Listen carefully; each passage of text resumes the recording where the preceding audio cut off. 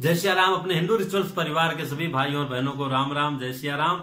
और आप लोगों ने फिल्म देखी होगी अपनी जिंदगी, और इसको और खूब आगे बढ़ाइए ताकि अगर एक भी बच्चा या एक भी बच्ची या एक भी किसी का भी जीवन बच जाए तो हम लोगों का परिश्रम सफल हो जाएगा। यही मुख्य उद्देश्य है।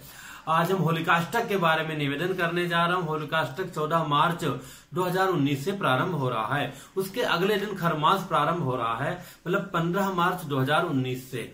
तो हमें इनमें क्या नहीं करना चाहिए, आप सभी सुने होंगे अपने बड़ों से कि विवाहादि यज्ञ, जो बड़े बड़े यज्ञ हैं काम्य प्रकरण के, हमें ये चीज चाहिए, उस कामना के लिए हम जो अनुष्ठान करते हैं उन अनुष्ठानों को इसमें विशेषता नहीं दी गई है।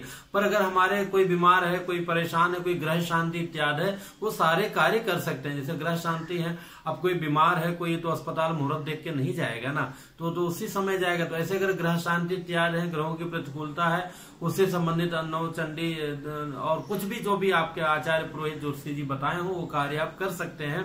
पर विशेष कार्य जैसे जो है उपनयन संस्कार, जनेऊ का संस्कार, विद्यारंभ है, नामकरण है, अन्नप्राशन और मुख्यतः विवाह कार्य है, ये नहीं करना चाहिए। हालांकि शास्त्रों में भी आया है ये अपना सतलुज, रावी और ब्यास नदी के किनारे जो भी है वहां पर ये वर्जित है।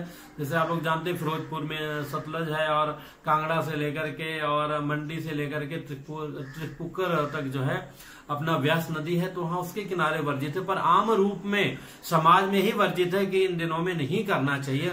और खरमास चूंकि प्रारंभ हो जाता है तो हम ना करें तो ही उचित है, हमें ऐसा नहीं करना चाहिए। एंगेजमेंट वगैरह सब भी नहीं कीजिए। अगर हाँ कहीं बातचीत है तो आप बातचीत पक्का कर लीजिए, पर जैसे टीका लगाकर कुछ सुपारी या नारियल या कुछ देते हैं, उन सारे कार्यों को मत कीजिए।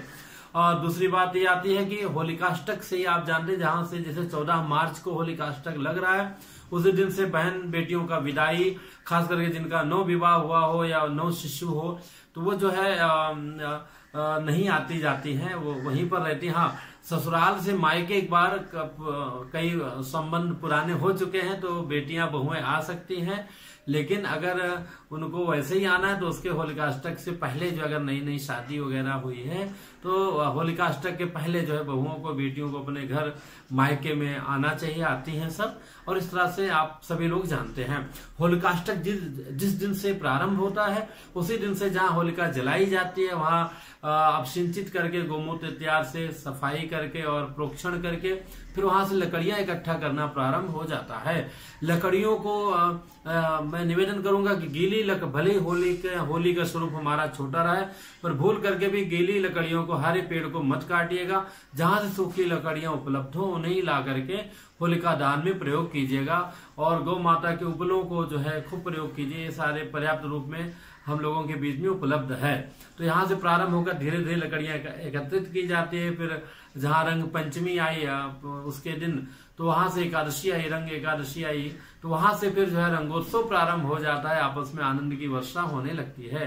तो इस तरह से 14 मार्च से प्रारंभ हो रहा है और 20 को जो है होलिका दहन होगा, 20 मार्च को। तो यहाँ से लेकर यहाँ तक तो पूर्ण रूप से ये होता है। होली के बारे में और भी बहुत सारी विशेषताएं, हम क्या लाभ, अतिरिक्त लाभ हम लोग प्राप्त कर सकते हो, मैं अलग से वीडियो होलिका दहन के बारे में बनाऊंगा, बना के बताऊंगा। और कई भाइयों बहनों का और भी कई सारे प्रश्न हैं, वो अलग अलग प्रश्नों का उत्तर देने का प्रयास करूंगा।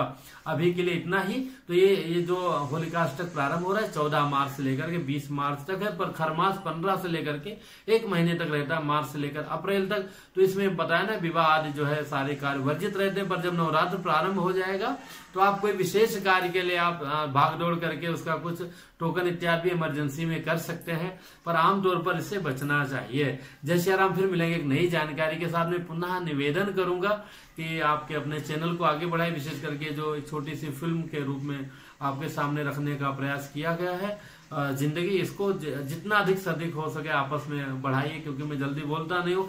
पर ये सब्जेक्ट ऐसा है कि आम लोगों में जितना जाएगा उतना ही उसका लाभ प्राप्त होगा। मनोरंजन की दृष्टि से हमारे बच्चे, हमारे कई बार बड़े भी जो कई बार गलतियां कर देते हैं, वो भी आपने देखा होगा। सूरत में घटना घटी थी, एक जो है जवान, मतलब जवान क्या 45-50 साल का लड़का अपनी 80 साल की माँ को ले जाके, जय जय सिया राम।